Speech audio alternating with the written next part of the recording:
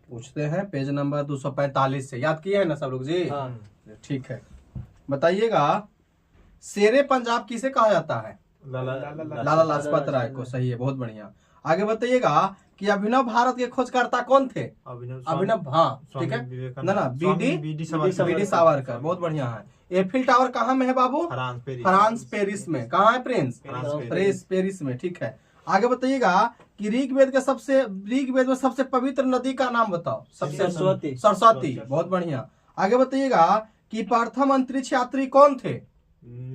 Yuri Gagarin. प्रथम अंतरिक्ष यात्री कौन थे? यूरी गगारिन थे। ठीक है, आगे बताइएगा कि सिक्किम राज्य सबसे अधिक कौन सा जनजाति रहते हैं? सिक्किम राज्य में लेप्चा।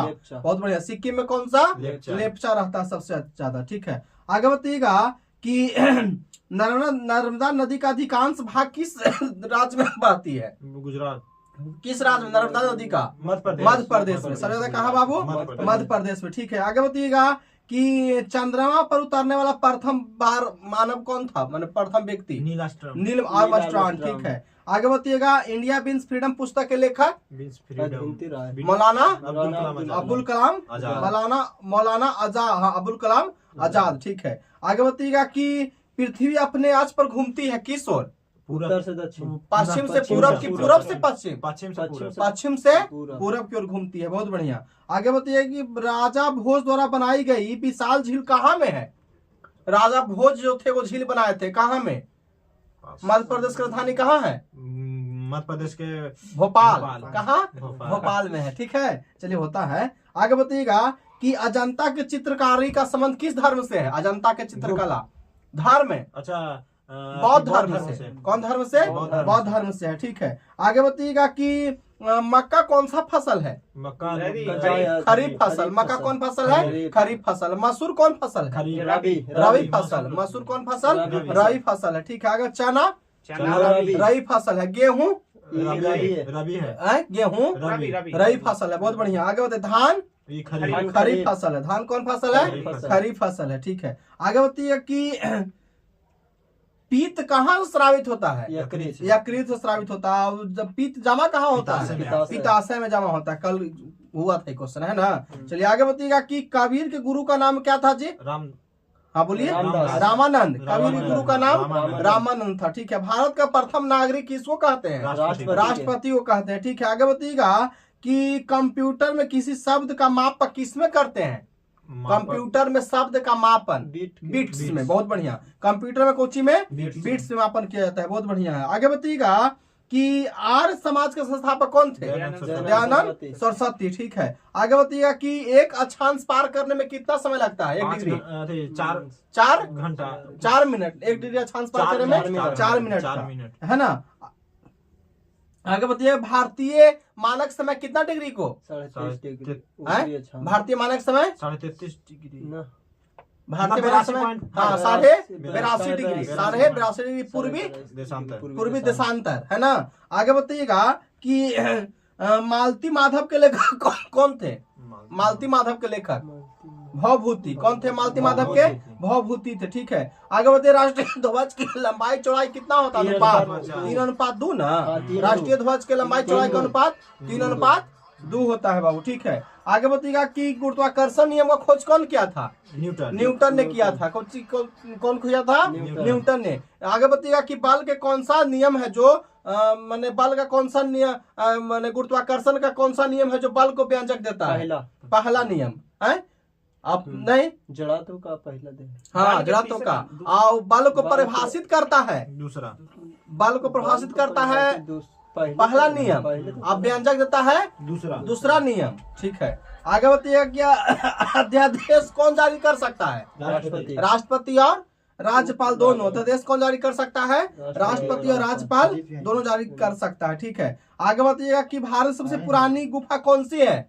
भीमबेटका की गुफा। कौन सी गुफा? भीमबेटका की गुफा है बाबू। ठीक है, आगे बताइएगा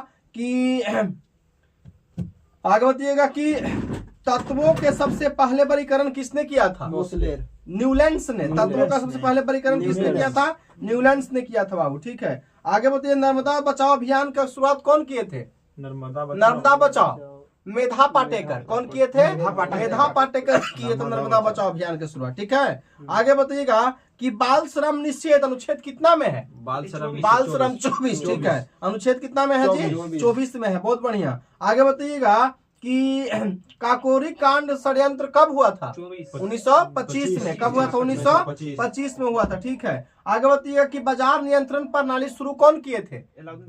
अलाउद्दीन खिलजी किए थे। ठीक है, आगे बताइएगा कि दादरा नगर हवेली भारत में शामिल होने से पहले किसके उपनिवेश था? पुर्तगालियों का उपनिवेश था। ठीक है, आगे बताइएगा कि बिहार में 1857 में क्रांति का नेतृत्व जो आरा से कर रहे थे बाबू बीर कुंवर सिंह। ठीक है, झांसी से कौन? रानी लक्ष्मीबाई कर रही थी। ठीक है, आगे बताइएगा कि दिल्ली से कौन? बहादुर शाह द्वितीय। आगे बताइएगा कि हाँ, आगे बताइएगा कि भारत सबसे बड़ा नदी कौन? बहादुर शाह द्वितीय। भारत का सबसे बड़ा नदी मुख बेसिन गंगा हुगली नदी मुख। कौन नदी मुख है? हुगली नदी मुख है। ठीक है, चलिए आज साइंस तक पूछ देते हैं फिर। ठीक, ध्यान दीजिएगा, तनी जल्दी जल्दी में हो जाता है, लेकिन याद करके आप लोग आए हैं। साइंस में है कितना होमवर्क? 67 पूछ देना। चलिए बताइएगा अधातु के ऑक्साइड क्या होते हैं? अम्लीय कि क्षारीय? अम्लीय होते हैं। धातु के ऑक्साइड क्षारीय होते हैं। बहुत बढ़िया। आगे बताइएगा कि आधुनिक आवर्त सारणी में धातु को कहाँ पर रखा गया है? आधुनिक आवर्त सारणी धातु को किस ओर? दाईं ओर की बाईं ओर? दाएं से बाईं ओर। बाईं ओर। धातु को रखा गया है कौन ओर? बाईं ओर में रखा गया है। ठीक है, आगे बताइएगा किसी परिपथ में विद्युत प्रवाह किसके द्वारा संभव है? किसी परिपथ में विद्युत प्रवाह किसके द्वारा? किसके स्थानांतरण से? इलेक्ट्रॉनों के स्थानांतरण से। बहुत बढ़िया। आगे बताइए गतिज ऊर्जा किसके बराबर होता है? गतिज ऊर्जा का यांत्रिक ऊर्जा माने उसका हाफ 2mv स्क्वायर होता है। ठीक है, भार का ऐसा इकाई क्या होता है? भार का न्यूटन होता है। भार का क्या होता है बाबू? न्यूटन होता है। बहुत बढ़िया है। आगे बताइए उस विटामिन का नाम बताइए जिसकी कमी के कारण अधिक खून बहने लगता है। के। अभी कौन? के। ठीक है, आगे बताइए प्रोपेन का रासायनिक सूत्र क्या होता है?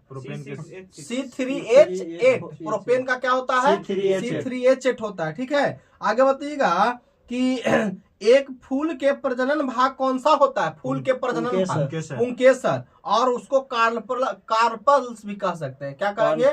पुंकेसर या कार्पस। ठीक है, चलिए आगे बताइए कि मानव शरीर का पीएच मान कितना होता है? शरीर का 7.0 से लेके 7.8 तक। कितना होता है? 7.0 से लेके 7.8 तक होता है। ठीक है, आगे बताइएगा कि वायु का निरपेक्ष अपवर्तनांक कितना होता है? वायु का अपवर्तनांक 1.0003। क्या होता है? 1.0003। ठीक है, आगे बताइएगा कि अंडा अंडाशय से कोष में किसके माध्यम से लाया जाता है? डिम्ब वाहिनी के माध्यम से। किसके माध्यम से? डिम्ब वाहिनी के माध्यम से लाया जाता है। ठीक है, हाइड्रा प्रजनन करता है किसके द्वारा? मुकुलन के द्वारा। किसके द्वारा बाबू?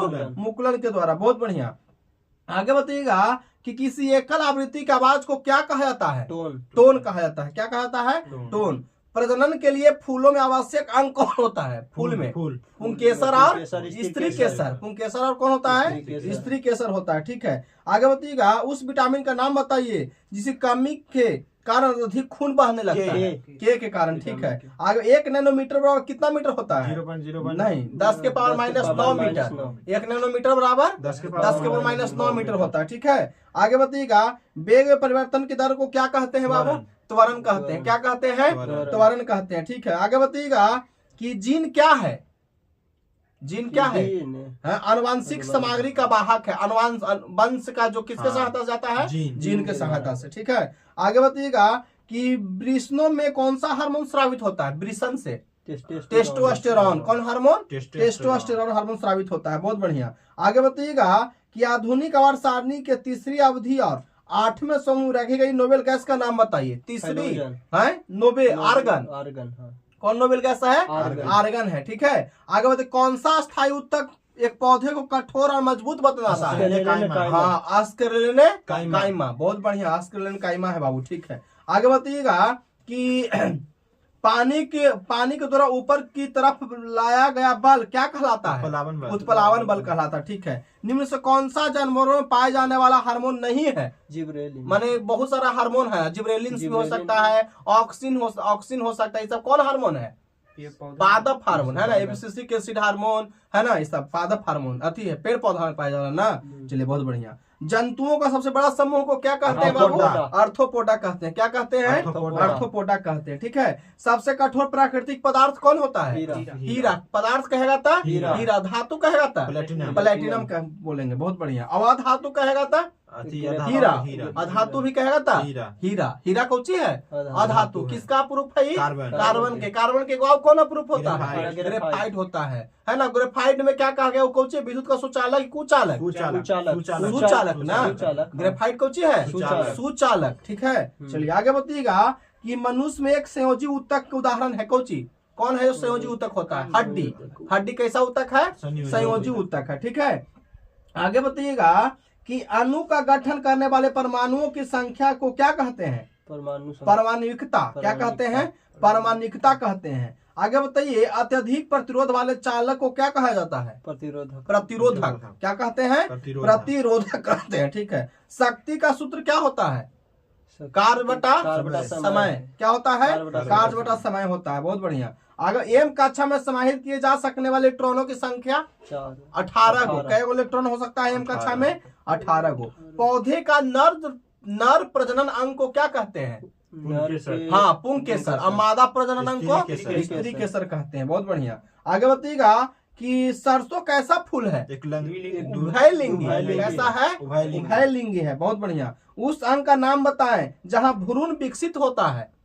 गर्भाशय। कहाँ विकसित होगा भ्रूण? गर्भाशय में विकसित होगा। ठीक है। कौन सा जानवर अपना लिंग बदल सकता है? स्नेल। कौन लिंग बदल सकता है? स्नेल। ठीक है। किस प्रकार के प्रजनन में अधिक विविधता उपलब्ध होती है? अधिक विविधता कौन प्रजनन में? लैंगिक या अलैंगिक? लैंगिक प्रजनन में। कौन प्रजनन में? लैंगिक प्रजनन में होती है। ठीक है। चलिए आज ये होमवर्क साइंस का भी हो गया है ना, और जो आर्ट्स स्पीडी से भी हो गया। ठीक है। और आज इतने रहने दिया जाए। ठीक है ना। और जितने भी देख रहे हैं उन लोग थोड़ा सा शेयर करिए। हम लोग का शुरुआत है, धीरे धीरे आप लोग शेयर कीजिए जिससे आप लोग को भी कुछ बेनिफिट मिले, है ना।